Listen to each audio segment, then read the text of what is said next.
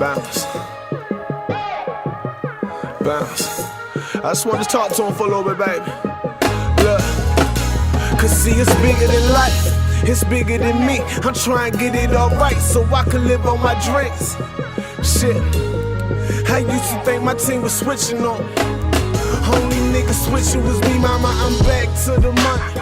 Fucking hoes screaming out 5200. Mama knows, she said we So can't. loving hip hop.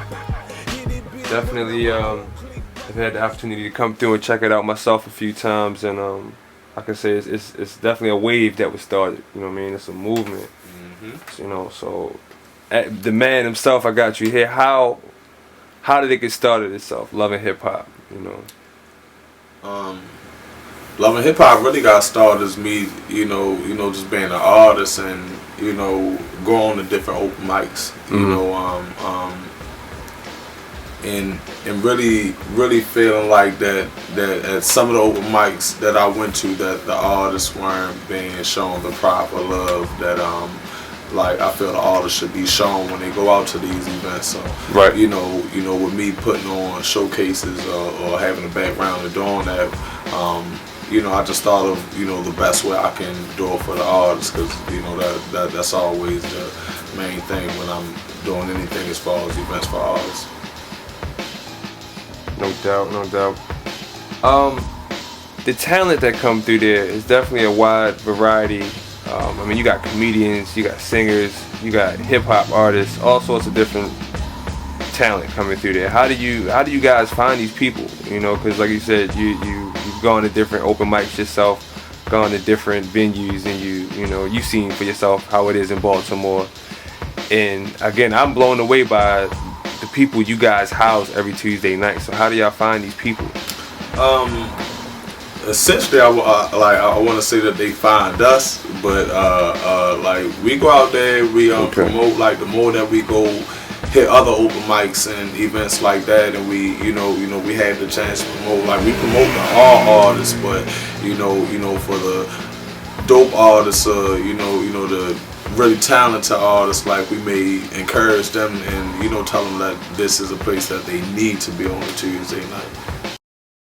I think it's a lot of creative people I've seen come through there. A lot of, you know, creative people. I mean, like me personally, it's like I'm watching all these people grow. You know, like it's some people that have came there from day one, and you know, I really feel like I've seen these people grow. I've seen people, you know, build that fan base to where it's over. People like, you know, like we're kind of questionable about them. So the talent to me, I think, is dope. You know, and the crowd is not judgmental. You know, like they're not down to, or they're not there to tear the artist down. They're there to listen to the story, you know, like the passion within the music. So I feel like everybody that come through is dope, man. And I guess one of my next questions would be, in relation to love and hip hop, how do you see it directly benefiting the culture, you know, and the city itself? I see it benefiting the city and the culture, or you know, to just help move the culture forward.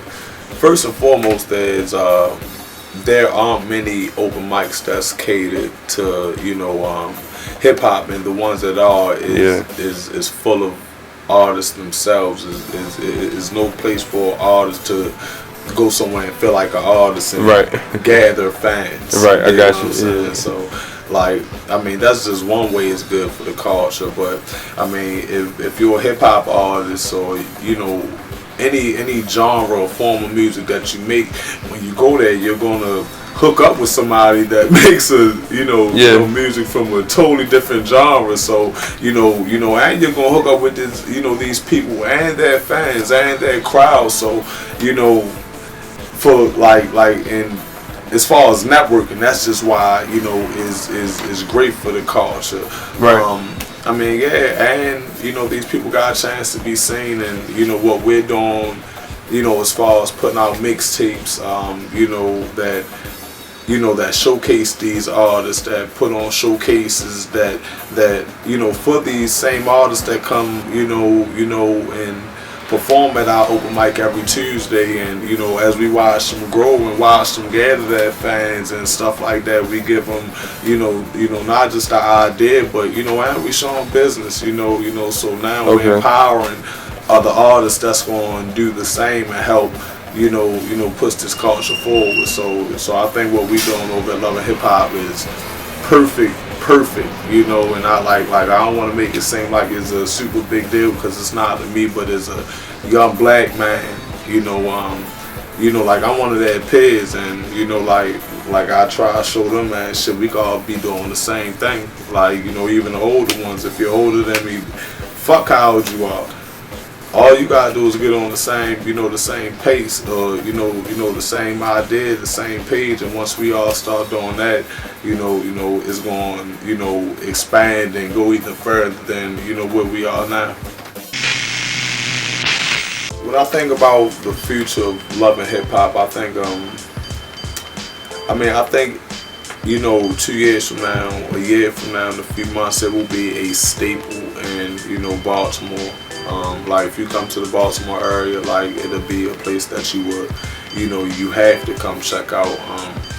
But as far as like an artist, you know, when I think about New York and I think about Atlanta and, you know, all the different places there's some historic, you know, open mics, you know, series that have been going on for years. One of them just, you know, closed down, like Organic Soul, which had 13 years, you know, they were up and running for 13 years. So, you know, me knowing the founder, you know, that movement and things like that, it was, you know, just trying to make it and, you know, help it grow to a place that it can last that long, you know, when they could, you know, be a positive place for artists to come. You know, if you're coming from New York and you're traveling to Atlanta, this is one place that you wanna, you know, stop at. Like, so that's my plan for, you know, Love and Hip Hop in the future. We have artists that come from PG and DC, some from Philly and DC, but